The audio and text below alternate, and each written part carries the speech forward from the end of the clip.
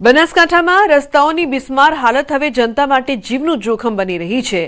ધાનેરાને જોડતો 27 કિલોમીટરનો મુખ્ય માર્ગ અકસ્માતોનું કેન્દ્ર બન્યું છે। નોંધનીય છે કે વર્ષ 2024માં આ 44.56 કરોડના ખર્ચે ડબલ લેનનું કામનું ખાતમુહૂર્ત કરવામાં આવ્યું હતું। તે વાતને 2.5 વર્ષ થયા, પરંતુ હજુ સુધી આ કામ અધૂરું જ છે। ઠેર ઠેર રોડ ખોદીને મૂકી દેવાયો છે, જેના કારણે વાહન ચાલકોની હાલત કફોડી બની છે। તેથી સ્થાનિકોમાં તંત્ર સામે ભારે રોષ પણ જોવા મળી રહ્યો છે। હોજ હવાર 2 ટાઈમ દૂધ ભરાવા માણસો આવે, એ ટાઈમે બધે દૂધને બરણીઓ બાઠી મરે, સીધી બાઇક લઈને ભોય પડે છે। બધા સારવારમાં છે, ધોનેરા સુધી દવાખાને જાય। પછી માણસોને ચાલવામાં દર શનિવારે ઘેડા જવા માટે આ બધી વસ્તીનું ફૂલ ટ્રાફિકમાં સાહેબ એક્સિડન્ટો થાય। ટ્રક બાઠી મરેલી પડી, એ દોડ નહીં, અને એવી ભયંકર પરિસ્થિતિ થઈ ગઈ છે। બનાસકાંઠા અને વાવ થરાદ જિલ્લાને જોડતો આ જે મુખ્ય રોડ છે અત્યારે ધૂળ ખાઈ રહ્યો છે। આપણે દ્રશ્યોમાં બતાવીશ કે 2.5 વર્ષ પહેલા જે લાખણીથી લઈને ધાનેરા સુધીના આ રોડનું જે ખાતમુહૂર્ત કરવામાં આવ્યું હતું, મંત્રી અને ધારાસભ્યોના હાથે ખાતમુહૂર્ત કરવામાં આવ્યું હતું, પરંતુ આ રોડનું કામ શરૂ થઈ ગયું હતું અને તે બાદ જે આ રોડ છે તે ધૂળ ખાઈ રહ્યો છે, કારણ કે કોન્ટ્રાક્ટર દ્વારા રોડનું કામ પૂરું નથી કરવામાં આવી રહ્યું અને લોકો અત્યારે મુશ્કેલીમાં છે। વાહન ચાલકો અત્યારે મુશ્કેલીમાં છે। તમામ જે વાહન ચાલકો અહીંથી પસાર થાય છે તેમને મુશ્કેલીનો સામનો કરવો પડી રહ્યો છે। મહત્વની વાત તો એ છે કે આ ધાનેરાથી લાખણીને જોડતો મુખ્ય સ્ટેટ રોડ છે, પરંતુ આ રોડ ઉપર અનેક ગામો આવે છે, તે ગામોને મુશ્કેલીનો સામનો કરવો પડે છે। તે ઉપરાંત આ રોડ ઉપર હનુમાનજી ગેળા મંદિર પણ આવેલું છે। ત્યાં મંગળવારે અને શનિવારે મોટી સંખ્યામાં ભક્તો ત્યાં ઉમટતા હોય છે। તો ભાજપના રાષ્ટ્રીય અધ્યક્ષ નીતિન નબીનના ગુજરાત પ્રવાસનો આજે બીજો દિવસ છે। નીતિન નબીને અમદાવાદના સાબરમતી રિવરફ્રન્ટનું નિરીક્ષણ કર્યું હતું। સાબરમતી રિવરફ્રન્ટ પ્રોજેક્ટનું નિરીક્ષણ પણ કર્યું। સવારે 6 વાગે સાબરમતી નદી પર મોર્નિંગ વોક કર્યું। નદી કિનારે યુવકો સાથે નાસ્તો કરીને વાતચીત કરી હતી। ગુજરાત પ્રદેશ પ્રમુખ જગદીશ વિશ્વકર્મા પણ હાજર રહ્યા હતા। તો ગુજરાત પ્રવાસનો તેમનો આજે બીજો દિવસ। વહેલી સવારે સાબરમતી નદી પર મોર્નિંગ વોક કર્યું હતું, સાથે જ રિવરફ્રન્ટ પ્રોજેક્ટનું નિરીક્ષણ કર્યું હતું અને કઈ રીતે તેનું કામકાજ ચાલી રહ્યું છે તે પણ તેમણે જોયું। નદી કિનારે યુવકો સાથે નાસ્તો કરીને વાતચીત કરી હતી। તો નીતિન નબીના ગુજરાત પ્રવાસનો આજે બીજો દિવસ।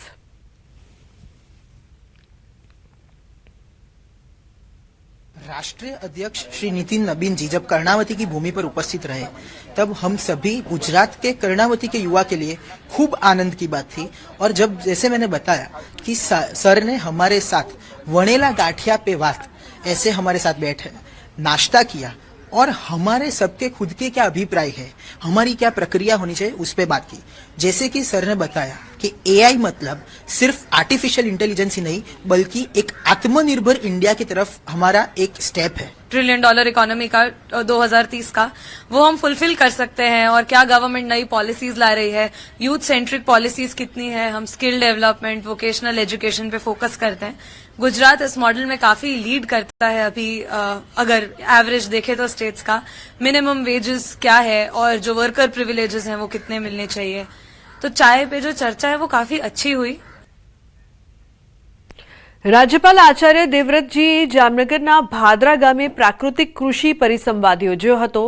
સ્વામિનારાયણ મંદિર ખાતે ગ્રામ કલ્યાણ કાર્યક્રમ યોજાયો હતો, જ્યાં ખેડૂતોને પ્રાકૃતિક ખેતી અપનાવીને વિકસિત ભારતના સંકલ્પને સાકાર કરવા આહવાન કર્યું હતું। તેમણે જણાવ્યું કે દેશી ગાય પ્રાકૃતિક ખેતીનો આધાર સ્તંભ છે અને ગૌમૂત્ર છાણના ઉપયોગથી ઝેરમુક્ત પેદાશો મેળવી શકાય છે। રાજ્યપાલે ખેડૂતોને 1 એકરથી પ્રારંભ કરી ધીમે ધીમે પ્રાકૃતિક ખેતીનો વ્યાપ વધારવા માટે પણ અનુરોધ કર્યો હતો। ઉલ્લેખનીય છે કે ખેડૂતોને પ્રાકૃતિક ખેતી અંગે મોટિવેશન પણ આપ્યું। ખેડૂતોએ 1 એકરથી પ્રયોગ શરૂ કરવાની તેમણે અપીલ કરી। રાજ્યપાલે યોજ્યો હતો પ્રાકૃતિક કૃષિ પરિસંવાદ।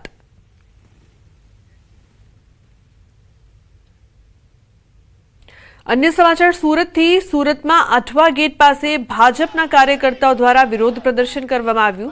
કોંગ્રેસ દ્વારા દિલ્હીમાં આયોજિત ભારતની પ્રતિષ્ઠિત ઇન્ડિયા એઆઈ ઇમ્પેક્ટ સમિટ 2026માં વિઘ્ન ઊભું કરીને રાહુલ ગાંધીની અધ્યક્ષતામાં દેશવ્યાપી વિરોધ કરવામાં આવી રહ્યો છે, જેના લીધે ભાજપના કાર્યકર્તાઓએ રાહુલ ગાંધીનું પૂતળું સળગાવીને વિરોધ વ્યક્ત કર્યો હતો.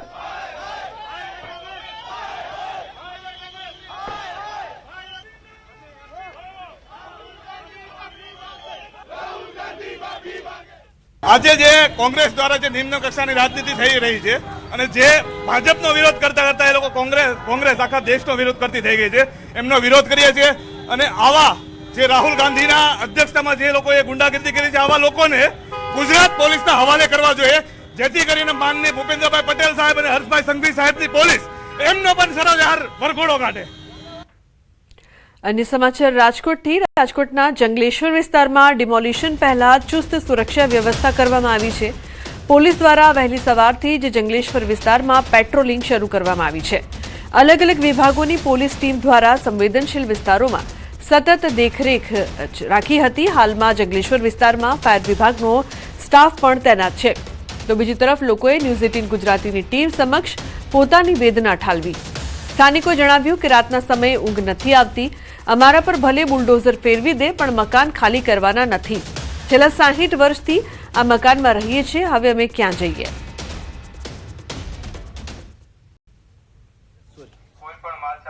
રાજકોટના જંગલેશ્વર વિસ્તારમાં સોમવારે ડિમોલેશન થવાનું છે. જો કે એ પહેલા જ અત્યારે અહીંયા સ્થાનિકોમાં પણ કંઈક આક્રોશ જોવા મળી રહ્યો છે.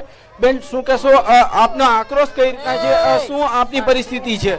અમારે 60 વર્ષ થઈ ગયા અહીંયા રહેવાનું. અમારે રોજ આતા સી, રોજ આ મહિનામાં પાડવાનું કીએ છે 2 દિન, અને મારો ઘરવાળો નથી. અમે ક્યાં જાય?